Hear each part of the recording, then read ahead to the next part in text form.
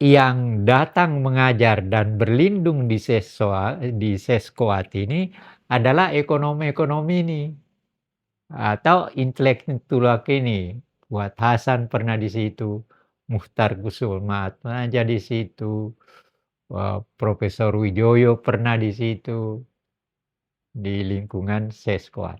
Nah ini, saya kira yang, perlu dipahami posisi, eee, Profesor Sumitro sebagai seorang ekonom intelektual dan, pencipta kader-kader bagi bangsanya yang baru merdeka. Jadi kalau persoalan yang berkaitan bagaimana, keadaan kita sekarang, kalau dikaitkan dengan, eee, pemikiran ekonomi, ekonomi Pak Mitro atau Sumitronomics. Ada teman kemarin di Jogja, di dalam diskusi, Sumitronomics itu mengatakan kalau, Pak Mitro melihat keadaan sekarang mungkin menangis gitu.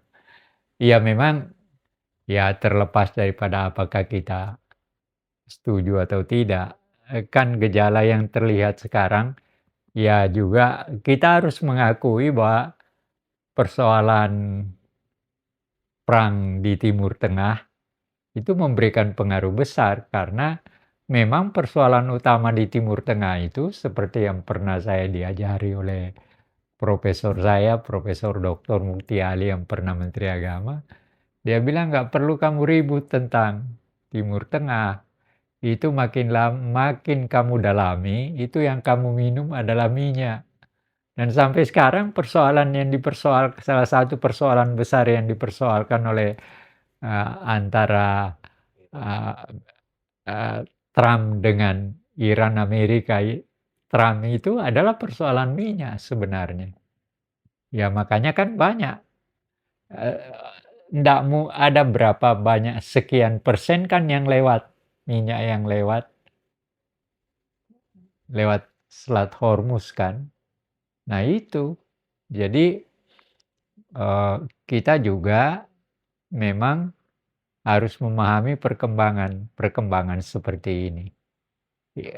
Kondisi kita sekarang memang ya sebenarnya ada satu hal yang seharusnya bisa dilakukan oleh, eee, universitas kita yang memikirkan ekonomi, yaitu kita harus berusaha untuk mengumpulkan pokok-pokok pikiran utama dari pemikir-pemikir ekonomi kita sejak kita merdeka. Itu saya kira yang belum, seperti pikiran ekonominya, Hatta gimana, Sumitro gimana, ya Soekarno gimana. Soekarno memang tidak punya pengetahuannya tentu saja pengetahuan seorang politikus, bukan sebagai seorang ekonom gitu.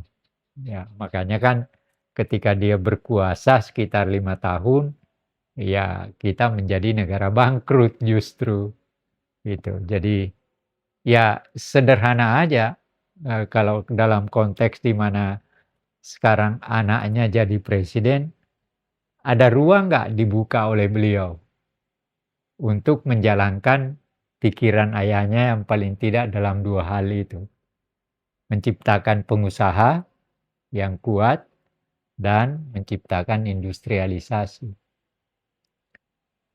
Itu yang menurut saya dalam konteks waktu sekarang, ya memang kita tidak bisa menolak bahwa kenyataan yang ada sekarang ya ekonomi kita juga tidak terlalu baik-baik saja. Harga rupiah berhadapan dengan dolar begitu rendah kan. Sekarang 17-an sekian. Dan dibanding dengan negara lain kita termasuk yang terendah. 17.400. 17.400 tuh Dulu itu yang dilakukan oleh Habibie itu dari 15 mampu dia turunkan selama berkuasa sekitar kurang dari 2 tahun itu menjadi 7.000, 6.000. Jadi segi kehebatan tertentu dari Habibie adalah itu, walaupun dalam buku Soeharto itu ketika Soeharto mau mengundurkan diri, keluarga Soeharto itu merasa ragu terhadap Habibie. Ada dalam buku ini. Bahkan keluarga Soeharto mau mengatakan bahwa jangan Habibie deh, dia tidak memiliki kemampuan, kita bisa ambruk. Malah saya pernah dengar bahwa Pak Harto minta kepada Trisutrisno,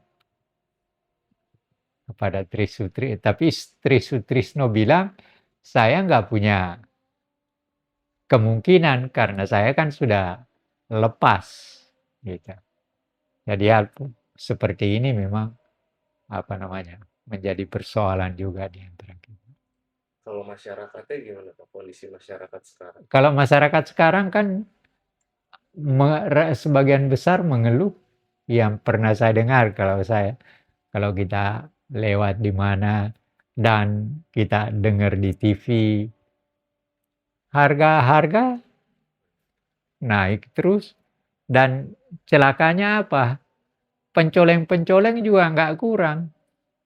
Misalnya bagaimana minyak goreng oplosan, Bensin. bensin oplosan, yang untuk masak itu, yang 20 dijadikan gas, dijadikan yang kecil untuk masak itu, LPG. Dari yang 20 dimasukkan ke yang 30, yang 3 atau 3 yang kecil, 3. Nah, tadi berapa ada berapa puluh ribu gas oplosan dari yang 20 ke 3, ada berapa puluh ribu tadi ketangkap sama polisi. Jadi hal-hal seperti ini juga memang pencoleng-pencoleng ini di tengah-tengah kesulitan kita, pengawasannya juga sangat-sangat susah gitu. Tapi ya ada yang ketangkap, ada yang enggak kan. Oke. Nah itu, ya tadi yang kata Prof sendiri, kita kan sebenarnya punya banyak ekonom-ekonom yang hebat. Dari zaman Golden Generation Proklamasi ada Hatta, Iya, ada terus Hatta Sumitro. Sumitro, terus kemudian Sumitro membuat semacam kader Iya, yang iya.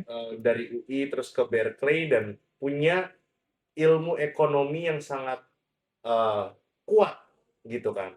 Terus kemudian kita juga punya sejarahnya zaman Habibie dari 15.000 ke 7.000 dolar. Nah, kenapa sekarang kita lagi ada di sisi dimana ekonomi kita nih lagi ya bisa dikatakan gonjang-ganjing gitu kan. Jadi belum ada kejelasan lagi untuk kedepannya nih kita bagaimana. Banyak yang mengeluh.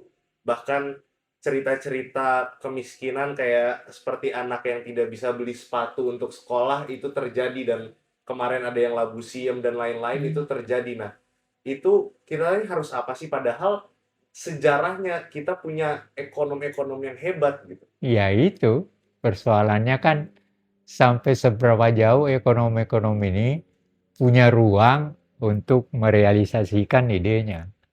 Itu dan terjadi sebenarnya yang menyulitkan kita ini partai-partai kita itu hanya mikirkan dirinya sendiri. Gitu.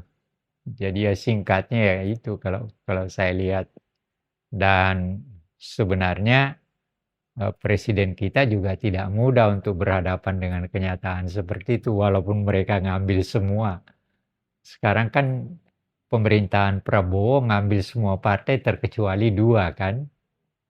Nah, ini dengan harapan bahwa partai-partai ini akan bisa bekerja bersama.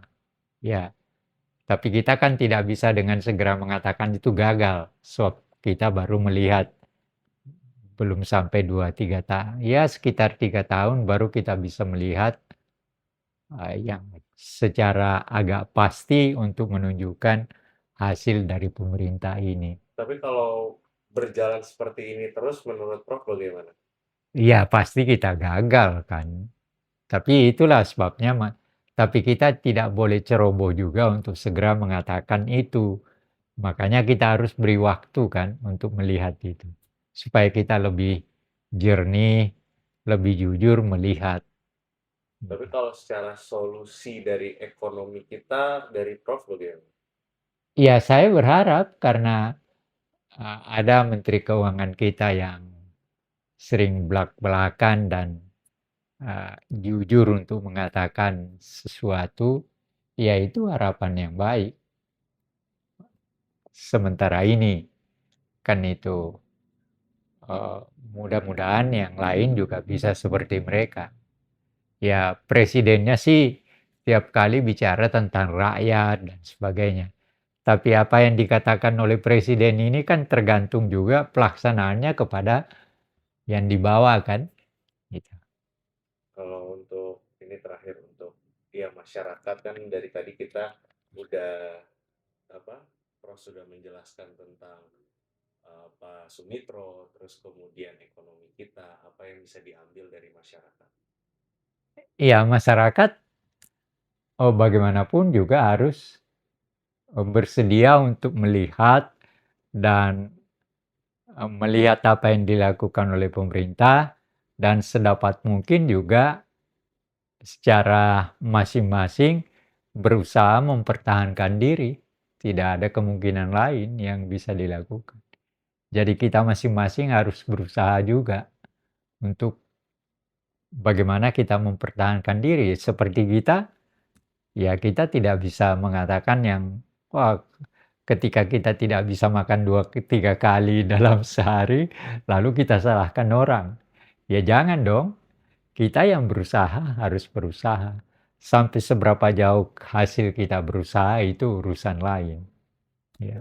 Kalau untuk masyarakat yang nonton terkait materi Pak Sumitro tadi, Ya, saya paling tidak saya mau mengatakan kepada masyarakat dengan menerangkan Pak Mitro pikiran Sumitronomics ini, karena saya berharap agar supaya masyarakat juga punya pengetahuan bahwa sebenarnya memang sejak dari dulu ada pemikir-pemikir hebat kita yang sadar akan pentingnya perubahan utama dari situasi kolonial menjadi situasi nasional karena kita sudah menjadi bangsa negara merdeka.